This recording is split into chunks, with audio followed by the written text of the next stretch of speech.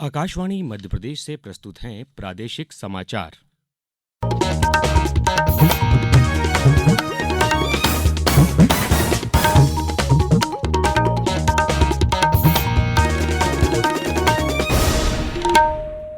नमस्कार, समाचारों के साथ मैं अभिषेक कटियार। सबसे पहले इस बुलेटिन के मुख्य समाचार।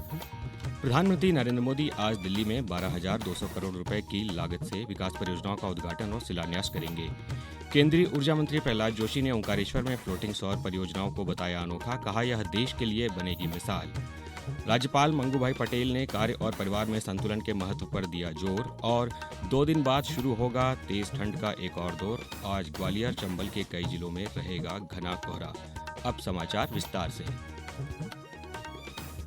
प्रधानमंत्री नरेंद्र मोदी आज दिल्ली में 12,200 करोड़ रुपए से अधिक की विकास परियोजनाओं का उद्घाटन और शिलान्यास करेंगे। वे साहिबाबाद और न्यू अशोकनगर के बीच लगभग 4,600 करोड़ रुपए की लागत से बने दिल्ली गाजियाबाद मेरठ नमो भारत कॉरिडोर के 13 किलोमीटर के खंड का उद्घाटन भी करेंगे। श्री मोदी साहिबाबाद स्टेशन से न्यू अशोकनगर स्टेशन तक नमो भारत ट्रेन में यात्रा करेंगे। वे दिल्ली मेट्रो के लिए जनकपुरी और कृष्णा पार्क के बीच लगभग 1,200 करोड़ रुपए की लागत वाले 3 किलोमीटर के रेलखंड का उद्घाटन भी करेंगे। प्रधानमंत्री मोदी 26.5 किलोमीटर लंबे रिठाला कुंडी रेलखंड की आधारशिला रखेंगे। वे रोहिणी में केंद्रीय आयुर्वेद संस्थान की आधारशिला भी रखेंगे। केंद्रीय उपभोक्ता मामले, खाद्य और सार्वजनिक वितरण, नई व नवीकरणीय ऊर्जा मंत्री प्रहलाद जोशी ने कल खंडवा जिले में ओंकारेश्वर फ्लोटिंग सौर परियोजना का निरीक्षण किया। ओंकारेश्वर फ्लोटिंग प्रोजेक्ट मध्य प्रदेश का पहला प्रोजेक्ट है और देश की सबसे बड़ी फ्लोटिंग सोलर परियोजनाओं में से एक है। इस अवसर पर केंद्रीय ऊर्जा मंत्री श्री जोशी ने कहा कि यह अनूठी परियोजना है, इसे देश में कई स्थानों पर शुरू किया जा सकता है। उन्होंने कहा कि देश में इस क्षेत्र में 90 गीगावाट की क्षमता है और इसे बढ़ावा देने के लिए पूरा प्रयास किया जाएगा। उन्होंने बताया कि भारत सरकार का लक्ष्य 2030 तक 500 गीगावाट और 2047 तक 1,800 गीगावाट बिजली का उत्पादन करना है। उन्होंने कहा कि इस क्षेत्र में लगातार काम किया जा रहा है। विश्व के बहुत बड़ा फ्लोटिंग सोलार प्रोजेक्ट है। एक तो एज इट इज जो हुआ है, अभी तो जनरेट हो रहा है 278 मेगावाट। तो इसलिए ये प्रोजेक्ट जो है ये तो अपने आप में एक अनोखी प्रोजेक्ट है और बड़ी मात्रा में ये जो इधर बिजली उत्पादन हो रहा है, ऐसे इधर से दिल्ली मेट्रो को भी बिजली दे रहा है। तो मध्य प्रदेश सरकार को और मोदी जी के नेतृत्व में इसको जो बढ़ावा मिल रहा है उसके लिए मैं पहले दोनों सरकारों को मैं अभिनंदन करता हूं। प्रयागराज कुंभ मेले के लिए रेलवे 13,000 गाड़ियां चलाएगा। इसमें 3,000 विशेष रेलगाड़ियां होंगी। ये रेलगाड़ियां महाकुंभ के दौरान 50 से अधिक दिनों तक चलेंगी। इनमें मेले के बाद 2-3 दिन भी शामिल हैं।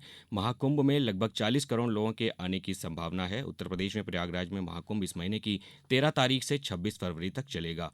प्रयागराज गंगा, यमुना और सरस्वती नदियों के संगम के लिए प्रसिद्ध है। वहीं उत्तर प्रदेश सरकार स्पेन में अंतर्राष्ट्रीय पर्यटन मेले में महाकुंभ का प्रचार करेगी। पर्यटन मेले में महाकुंभ को सांस्कृतिक विरासत के रूप में प्रदर्शित किया जाएगा और इसके आध्यात्मिक, ऐतिहासिक तथा सांस्कृतिक महत्व पर बल दिया जाएगा।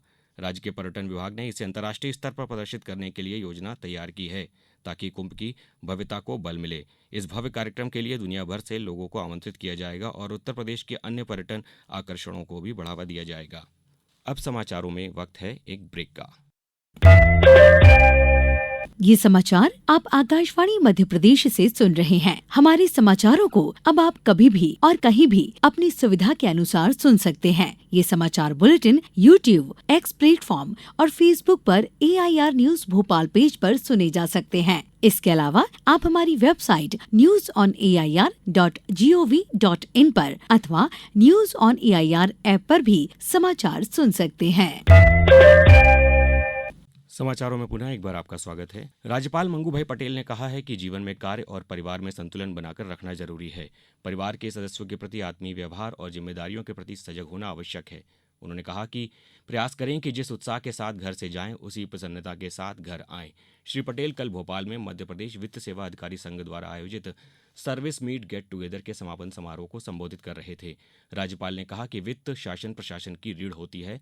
वित्त एवं संस्कृति का एक साथ गठजोड़ बहुत कम देखने को मिलता है। इस दिशा में मध्य प्रदेश वित्त सेवा अधिकारियों की पहल की उन्होंने सराहना की। उन्होंने कहा कि अधिकारी सक्रिय, संवेदनशील, प्रगतिशील और व्यावसायिक रूप से सक्षम, ऊर्जावान और विनम्र हों। इंदौर जिले को भिक्षुक मुक्त शहर बनाने के लिए विशेष अभियान चलाया जा रहा है। अभियान को प्रभावी बनाने के लिए अब भिक्षावृत्ति की सूचना देने वालों के लिए भी 1,000 रुपये प्रोत्साहन राशि की घोषणा की गई है। इस बारे में और ब्यौरा हमारे इंदौर संवाददाता से। इंदौर को भिक्षुक मुक्त जिला बनाने के लिए इंदौर कलेक्टर आशिक सिंह ने भिक्षावृत्ति रोकथाम प्रतिबंधात्मक आदेश जारी कर दिया है। यह आदेश 2 जनवरी 2025 से 28 फरवरी 2025 तक संपूर्ण जिले में प्रभावशाली रहेगा। इस आदेश के तहत भिक्षावृत्ति को प्रतिबंधित करते हुए भिक्षा देने वालों पर भी कानूनी कार्रवाई का प्रावधान किया गया है। भिक्षावृत्ति की सामाजिक बुराई को समाप्त करने के इस अभियान में लगातार आम जनता का सहयोग मिल रहा है। वे अपने क्षेत्र में भिक्षावृत्ति करने वालों की जानकारी जिला प्रशासन और महिला एवं बाल विकास विभाग को दे रहे हैं। उम्मीद है कि शीघ्र ही इंदौर प्रदेश का पहला भिक्षुक मुक्त जिला बन जाएगा। मनिंद्र कुमार दुबे, आकाशवाणी समाचार, इंदौर। पश्चिमी विक्षोभ के असर से प्रदेश में तेज ठंड का एक और दौर अगले 48 घंटे बाद यानी 7 जनवरी से शुरू होगा। प्रदेश के उत्तर पश्चिमी हिस्से में यह सिस्टम एक्टिव हुआ है, जिसका असर 2 दिन बाद दिखेगा। इससे पहले ग्वालियर, चंबल, उज्जैन, सागर और रीवा संभाग में कोहरे का असर देखने को मिला। मौसम विभाग के मुताबिक वेस्टर्न डिस्टर्बेंस की एक्टिविटी के से उत्तर से बर्फीली हवाएं आने लगेंगी, जिनकी रफ्तार तेज होगी। ये ठंड का असर बढ़ाएंगी, जिससे दिन और रात दोनों के तापमान में गिरावट होगी। विभाग के अनुसार आज ग्वालियर, श्योपुर, मुरैना, भिंड, दतिया, छतरपुर, सतना, रीवा, मऊगंज और सिंगरौली में घना कोहरा रहेगा। वहीं नीमच, मंदसौर, गुना, अशोकनगर, मैहर, शिवपुरी, निवाड़ी, टीकमगढ़ और सीधी में मध्यम कोहरा रहने का अनुमान है। इंदौर जिले के बेरोजगार युवक युवतियों को रोजगार, स्वरोजगार एवं अप्रेंटिसशिप के अवसर एक ही छत के नीचे उपलब्ध कराने के उद्देश्य से 1 दिवसीय रोजगार एवं अप्रेंटिसशिप मेले का आयोजन किया जा रहा है। जिला रोजगार कार्यालय, औद्योगिक प्रशिक्षण संस्था और जिला उद्योग केंद्र इंदौर के संयुक्त तत्वावधान में आयोजित इस रोजगार मेले का आयोजन कल सुबह 10:30 बजे से दोपहर 3 बजे तक इंदौर के औद्योगिक प्रशिक्षण संस्था नंदानगर में किया जा रहा है। उप संचालक रोजगार PS मंडलोई ने बताया कि इस रोजगार मेले में कई प्रतिष्ठित कंपनियां लगभग 500 से अधिक विभिन्न पदों जैसे sales executive, packing sales, team leader, driver, back office, electrician, fitter, welder आदि के लिए कंपनियों के प्रतिनिधि प्रारंभिक रूप से चयन करेंगे। अब कुछ समाचार संक्षेप में। विधानसभा अध्यक्ष नरेंद्र सिंह तोमर ने कल मुरैना में शनि मंदिर परिसर व पर्वत की 4.5 किलोमीटर लंबी परिक्रमा के भूमि पूजन के अवसर पर कहा कि मुरैना की विरासत को विश्व विख्यात करने के लिए सामूहिक प्रयास करें। छिंदवाड़ा जिले में 100 दिवसीय निक्षय शिविर के अंतर्गत कल गुरैया सब्जी मंडी में टीबी संभावितों की स्क्रीनिंग की गई, जिसमें 152 लोगों की एक्सरे जांच तथा 27 लोगों की नॉट जांच के लिए सैंपल कलेक्ट किए गए।